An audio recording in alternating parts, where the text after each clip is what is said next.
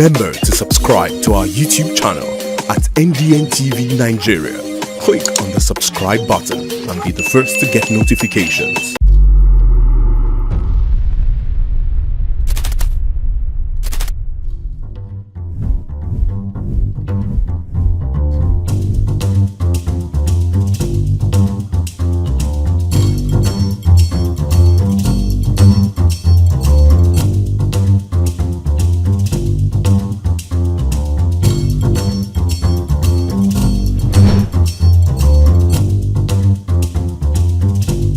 And now, let's join ace broadcaster MAMODE AKUGHA as he takes us inside the Niger Delta.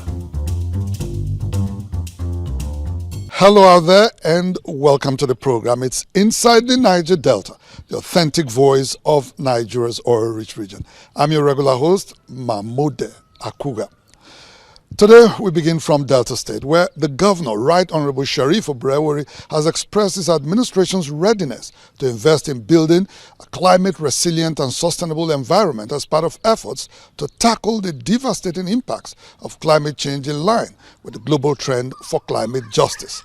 Governor Obrewori, while speaking at the recent signing of a memorandum of understanding with a British ecosystem protection firm, Serendip Capital, for the restoration and preservation of the state's lost mangrove forest and its ecosystem, says the investment will have a massive socio-economic imperative in the coastal state. One of the major endowments of the region that has been depleted drastically in the past years is its mangrove forest, which stands as the most exploited in the world. It is in acknowledgement of this fact that the governor of Delta State, Sheriff Obrewori, went into partnership with a British ecosystem protection firm, Serendip Capital, to reverse this rather troubling development that has taken away the livelihoods of the people and further exposed them to harsh climatic conditions. Governor Obrewori emphasized that this strategic investment holds massive socio-economic implications for the state.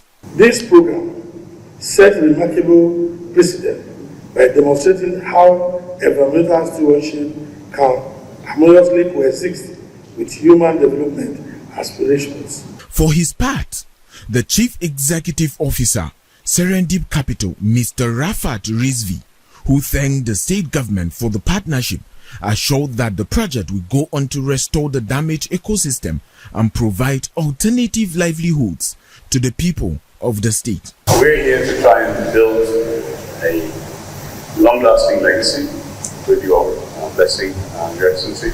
As Delta State takes this progressive step towards environmental preservation, the partnership with Serendip Capital reflects the governor's foresight in addressing climate challenges and fostering sustainable developments. Meanwhile, the governor, Right Honorable Sheriff Obrewori, has commended local government chairmen in the state for diligent service delivery at the grassroots, while pledging to continually support local government financial autonomy and the principle of separation of power. Obrewori gave the commendation during the valedictory Joint Account Allocation Committee meeting with the outgoing local government chairman in the state at Government House, Asaba. If the local government chairman, with what they have done, and we also do our own at the state, and federal, they also do their own, and the federal do their own, you can see that hardship we are facing today will reduce. The Delta State chairman of the Association of Local Government of Nigeria and chairman of ICA Northeast, Honorable Victor Ebonka, speaking on behalf of his colleagues, thanked the governor for creating a seamless process for the local government to thrive and deliver dividends of democracy for the people at the grassroots. One major attribute that makes me proud of this our noble state is non-pilfering, non-interfering with the local government funds. Inside the Niger Delta. The Bayelsa State Government, in collaboration with Prosperity Youth Coalition, has trained over 400 Bayelsa youths in leadership and entrepreneurship programs. The training, which is part of Governor Doyediri's policy on economic empowerment through vocational entrepreneurial programs, took place at the DSP Alamiaseya Memorial Banquet Hall in Yenagoa, Bayelsa State. Governor Diri, who was present at the end of the 3-day program to chair the participants, encouraged them to utilize their starter packs in establishing something meaningful that will better their lots. About 400 youths were drawn from the 8 local government areas of the state to participate in the just concluded 3 days Bayelsa Youth Leadership and Entrepreneurial Program, organized by the state in collaboration with the Bayelsa Youth Coalition as part of the government efforts to groom and support the young and teeming population for key leadership roles and opportunities. It will be recalled that during Senator Doyediri's first term in office, his administration embarked on massive human capacity development programs where young people were trained and mentored in different vocations, as well as given cash support and starter packs. Regrettably, some squandered this opportunity and slipped back to idleness and social vices. Condemning this ugly trend in his speech, Senator Diri called on the beneficiaries to maximize this opportunity by creating solutions to the countless problems that exist in the society today. Whatever that you have, please don't consume it, plant it. Let us have an army of very productive Bayelsa youths so that our state will become very different from what it used to be before. Young people who were part of the training appreciated the governor for creating such a platform targeted at changing the mindset and perception of the Niger Delta youths away from vices. The governor taking this position to bring up an empowerment program like this is a way of renewing the mind of the average Niger Delta youth. He taught me how to manage myself, not to depend on any party. In another development, the leadership and members of the Federal House of Representatives Committee on Judiciary were in Bayelsa State on an assessment of the judicial arm of government in the state. They said they were considering setting up a campus of the National Judicial Institute for the South-South region in Bayelsa State. Honorable Oluwole Oke, who spoke on behalf of the delegation, made this known at the government house in Yenagoa. That of the Northwest has been taken to Zaria. So we are looking at that of the South-South zone. And being an indigenous of Bayelsa State, I'm thinking that it should come to Bayelsa Tisa. Receiving his guests, Senator Diri welcomed the decision of the committee, stating that it will be a plus for the state, which is already home to one of the law schools in the South-South region. He also expressed his commitment to supporting the independence and smooth running of the judiciary in the state. And I can also assure you here that the state government will support the bringing of the NJI into Yenagoa. Inside the Niger Delta, Azikil Group, oil and gas, dredging, power and air transportation. Azikil Group, petroleum product sufficiency, energy sustainability and infrastructure development. Some stakeholders in the Niger Delta familiar with the history and internal workings of the Niger Delta Development Commission (NDDC) have put forward an argument supporting the exemption of the intervention agency from the federal government's Treasury Single Account (TSA) on account of the fact that the current board and management has shown the commitment to properly manage the resources of the commission for the benefit of its people and rapid infrastructure renewal across the oil-rich region. This is following the Commission's recent revelation on the stifling impacts of TSA on service delivery in the Niger Delta region since its inception in 2015. In August last year, the current board and management of the Niger Delta Development Commission (NDDC) were nominated by President Bola Ahmed Tinubu and subsequently screened and inaugurated to take on the onerous task of ensuring the socio-economic prosperity and the facilitation of sustainable development in the oil-rich region after a string of controversies and unstable leadership that characterized the Commission in the recent past.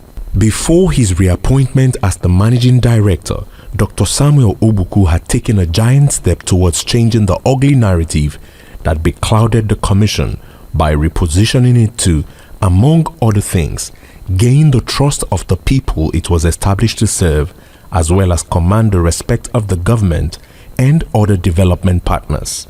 The commission launched a public-private partnership model of designing and executing capital projects and signed an agreement with KPMG, a multinational management consulting firm, to strengthen its governance process and entrench transparency and accountability in order to meet the yearnings of the people within the region.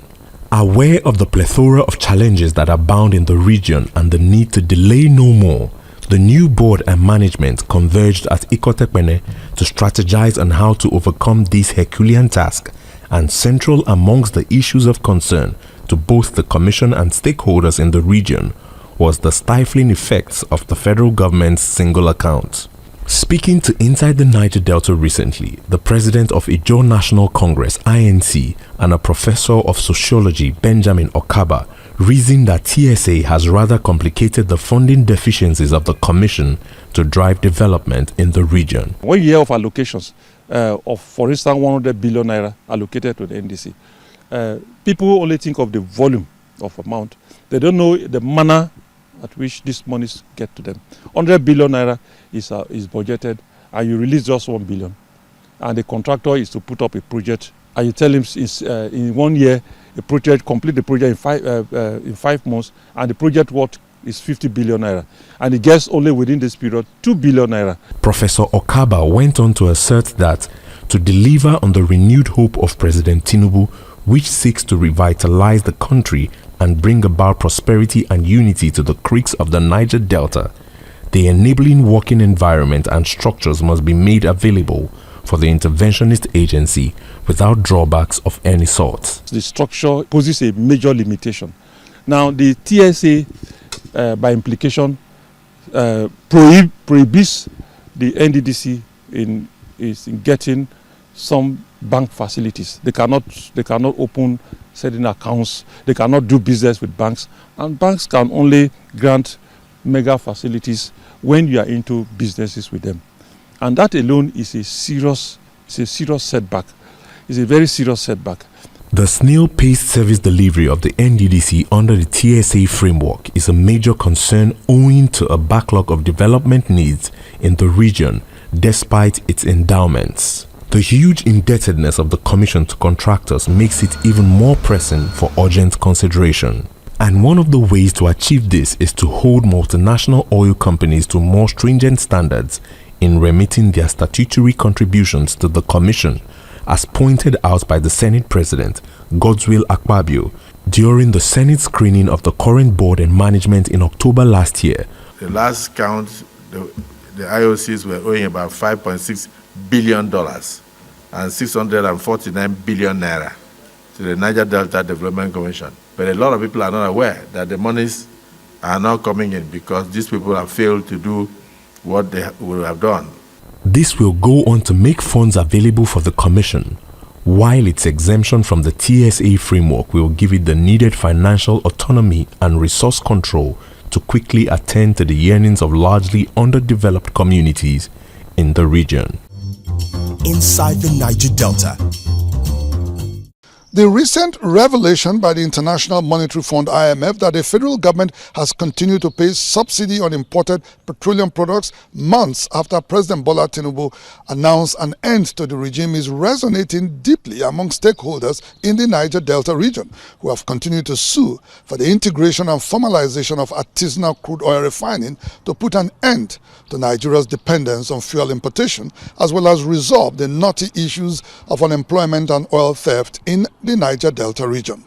While there are several effective and efficient means of dealing with the deep-seated and lingering issue of artisanal crude oil refining in the creeks of the Niger Delta in Nigeria, successive governments have rather taken the less effective means of using security forces to identify and destroy illegal artisanal oil refineries and arrest suspected illegal refinery operators as well as dealers in illegal refined product.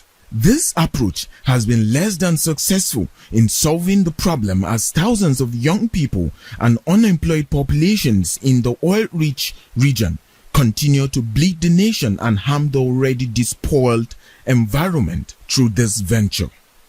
In 2019, Niger Delta advocate Ledu Mite shared some statistics on the scale of this informal sector during the Niger Delta Youth Leaders Summit on oil and gas in Bonny, River State. That industry, if what it is, employs about 500,000 youths in the Niger Delta today. And the GDP of that economy is about 3 times the national average.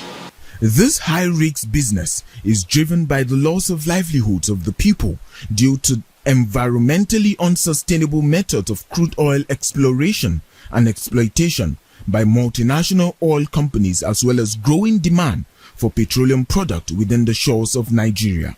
It is also true that many consider this venture a veritable tool to agitate for resource control and equity participation of the locals in the oil and gas industry after several years of fruitless engagement with the federal government.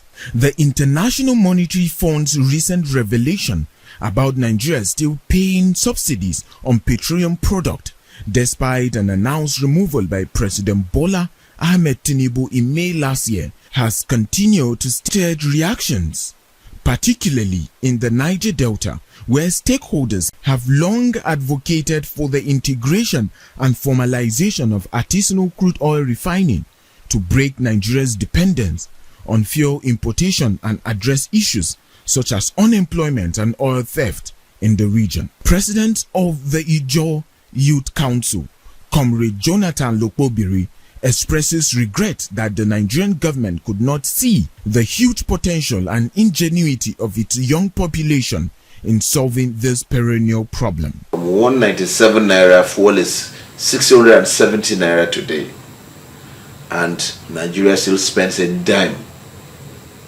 on fuel subsidy. It will be very sad for me. Ordinarily, the people of Niger Delta who have found a way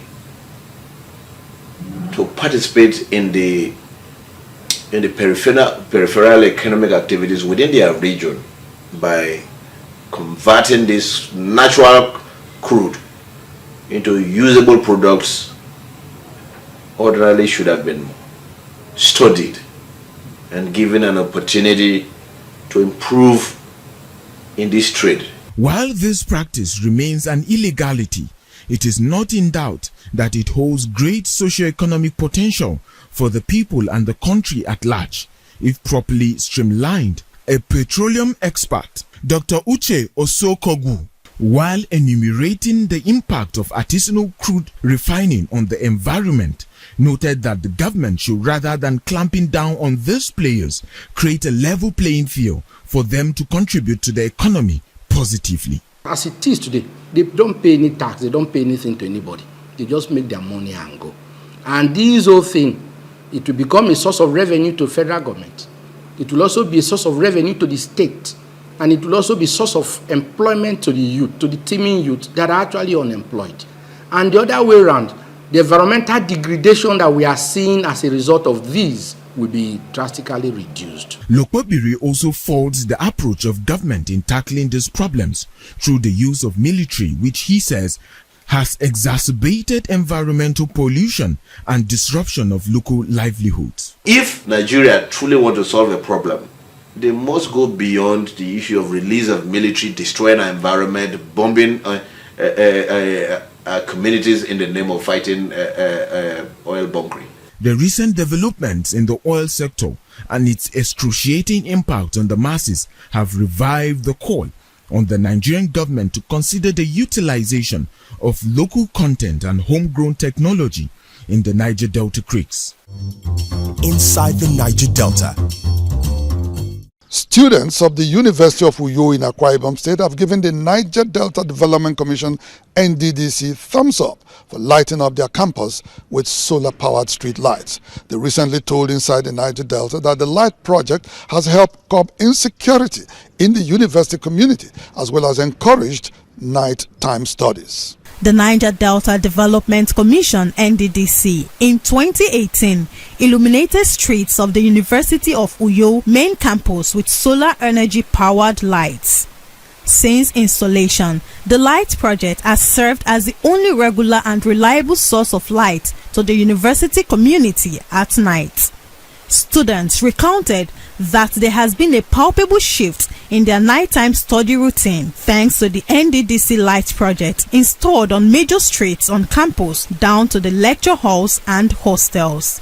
They explained that the NDDC's solar energy powered street lights have become their reading lamps. The way the hostel was built, there are platforms just directly beside the street lights where you could just sit and read. The impact of the NDDC Light Up the Niger Delta scheme goes beyond illuminating the streets. It also addresses insecurity and truancy among students. When we attend tutorials and we are done, maybe in the night by 7, 8, and we are going back home, and none of us are with phone or anything, so the lights do help us. Campus shuttle drivers who attested to the benefits of the NDDC Light project say students can now safely and freely commute around the campus. The importance can never be overemphasized because it's brightened the whole area. We can see very clearly.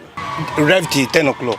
However, 5 years after installation, some of the solar panels are beginning to fail due to poor maintenance culture. Owing to the huge benefits of the lighting project, transporters plying the university community called for a proper maintenance routine for the light project to keep them illuminated. Like several other NDDC projects, maintenance by beneficiaries are usually a major challenge. Hence, the NDDC management has constantly harped on the need for beneficiaries to take ownership and responsibility for projects in their domains. Inside the Niger Delta. The Ezearo of Arochukwu Kingdom, His Royal Majesty Eberechukwu Kanu Oji, has called on the heads of all villages and communities in the kingdom, known as Ndi Ezeogo, to join hands with him in galvanizing their people towards the building of a united and prosperous Arochukwu Kingdom. His Royal Majesty Eberechukwu Oji portrays the need for this unity of purpose during his maiden meeting with Ndi Ezeogo recently at the palace in Oro Village, Arochukwu, in the company of Eze Ibomisi, His Royal Highness Amos Okoro, and Eze Ezeago, His Royal Highness Okorafor Uro, which made up the Ezearo in council. Before his official crowning as Ezearo of Arochukwu Kingdom, in Arochukwu local government area of Abia State, the Ezearo designate, as he then was, Engineer Eberechukwu Oji, had at the top of his priorities the institutionalization of love and cordiality within the kingdom for sustainable peace and progress. Ever since, His Royal Majesty has continually echoed the same message of love and peace, which appears to be a reflection of his personality. Shortly after his crowning on the 26th of January this year, His Royal Majesty Eberechukwu Oji inaugurated a Peace and Reconciliation Committee to unite all aggrieved parties within the royal family and the kingdom at large for a smooth takeoff for his reign. His Royal Majesty Eberechukwu Oji reiterated the necessity for unity of purpose during his inaugural meeting with Ndi Ezeogo at the palace in Oro Village, Arochukwu. The meeting included the presence of members of Ezearo in council, Eze Ibomisi, His Royal Highness Amos Okoro, and Eze Ezeago, His Royal Highness Okorafor Uro Okorafor.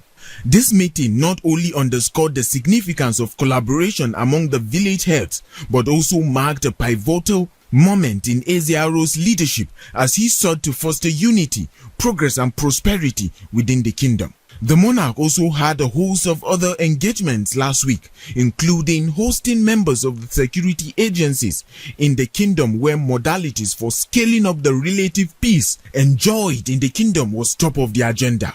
He also received a delegation from Abia State College of Education, Arochukwu, who were in the palace to congratulate him on his ascension to the revered throne of his forefathers. His subjects were not out of his schedule, as he hosted a virtual interface with Aro sons and daughters worldwide, during which youth empowerment, critical and social infrastructure, as well as the need to harness the cultural tourism potentials of the kingdom were discussed, among other important issues. Meanwhile, the Eziaro, while chatting with youth of the kingdom, restated the commitment of the traditional authority in helping to curb the prevalence of crimes and violence, as well as make available opportunities for the young population.